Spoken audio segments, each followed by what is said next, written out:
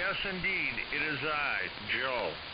Well, how you doing, Randy? I'm just doing some testing to see what this little 25 watt could do on 75 meter, meters. Now that we're about at the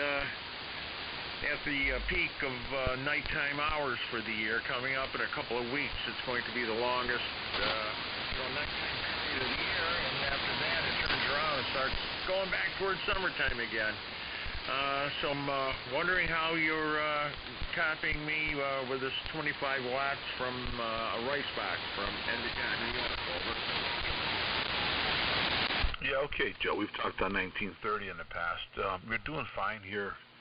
I'm north of Syracuse in a place called Toad Harbor on the northwestern shore of Oneida Lake, and I'm running a lot more power than you are. You're probably hearing me better than I'm hearing you, but you're plenty readable. No trouble copying you. You're at your lowest, you've been down to a 3, but at your highest, you've been a little bit over S9.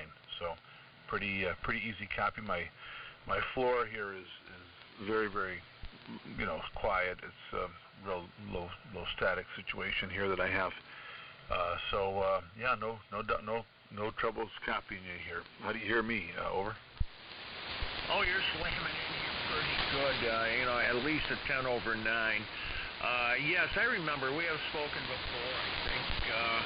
All right, on 160 and again on 75. That was a couple of different antennas ago. I believe since last we spoke, I got another antenna up. I just scrapped my old antennas. They had fallen on the ground. I lost all my supports.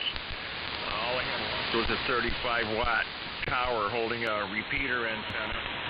So I managed to get some help. Yeah, I wish I had help. Some help because of the arthritis. I can't do what I used to be able to do, but we got a feed point up at about 35 feet, and I'll call it doublet, dipole, doublet, whatever. It's somewhat resonant around 38, 85, 90, and it seems to work a lot better than what I had before. I couldn't get both sides of the dipole in one straight pull, so it looks kind of like a Z. At both ends, I've got about 10 feet off that break off to close to a right angle. And they're only about 5 or 10 feet off of the ground. But hey, you do what you got to do, and you only have so much room. And I call it a doublet simply because I use it on all bands except 160 with the Johnson matchbox and window line. It seems to work really well that way. I can't believe the difference between coax and balanced feeder. KB2, Z Victor Papa, November 2, Yankee Romeo. Yeah, okay, N2YR, KB2ZVP, very good. Yeah, I use, it's homebrew open wire line. It's 10 gauge, 4 inches spaced from the back of my modified AT5K tuner out to the antenna. My antenna's probably very similar to the antenna that I used when I talked to you back a while back. It's a 160 loop, and I replace it every couple of years. I keep it pretty tight, and I don't want to have trouble with it, So I just take the thing down and replace it every couple of years.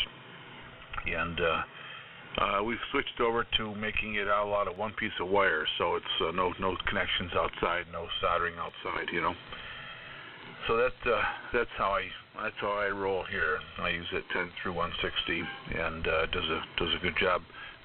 Pretty good. I don't think it's the best antenna on any one particular band, but it's good enough on say 20 or 17 or 15 meters where it's just not worth having a beam up any longer. I've taken down the monoband beams that I had up, and I just keep the one antenna up.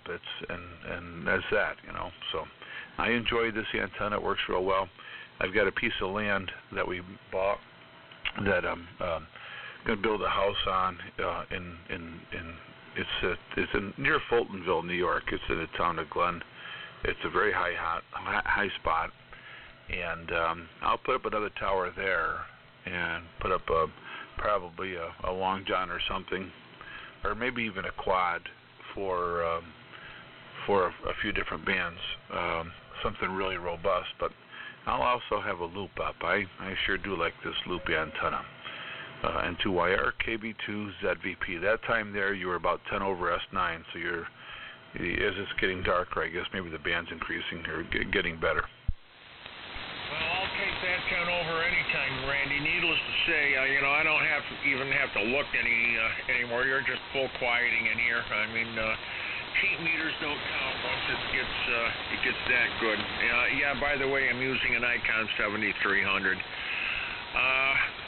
Boy, did I want? Oh yeah, I wanted to also include. I didn't have a tuner for 6 meters. But a friend of mine, Chris, K2ZVP, put together a simple little link couple tuner for me, and I had been working some 6 meter stuff with this 40 meter doublet, and I was really surprised at that. Worked very well. I had several nice conversations out to the Midwest, and also on 10 meters. I was working quite a bit of 10 meter AM, up around 29 megs. So like I said, I'm sold. I'm sold on balanced feeder, and just basically your simple dipole. I mean the efficiency of the high velocity balanced feeder, it just overcomes any losses to the point where I'm a lot better going that way than coax. A lot better indeed. Perhaps I'm sold enough to the point on it where it'll probably take me all summer to build it up. I only need about 75 feet or so, but I've never put together some balanced lines. So seriously considering this summer building up, something 600 ohms or so, and going that way. I think what I would gain would be more worth it, would be worthwhile, and possibly I don't know. I'd like to go 14 gauge on it, but 14 gauge stranded, but I don't know. I might compromise and go 16 AWG. I don't know. I've got a while to think about it. But for the first time, I paid really, really good attention to the feed point connections, and I got a hold of cruciform plastic feed point connections, and what I had done was when it came to splicing the feed line to the radiator elements, I time to really clean up the wire very, very well, make very nice tight Western Union splices. Make sure I got a little bit of flux worked in there very well. Soldered it up, and what I forgot to mention is I've got a double layer of shrink tube. What do you call it? Adhesive filled shrink tube, to make sure I did the best possible job I could keeping wire out.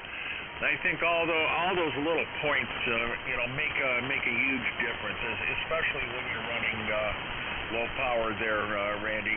KB2ZVP, November 2, Yankee Romeo.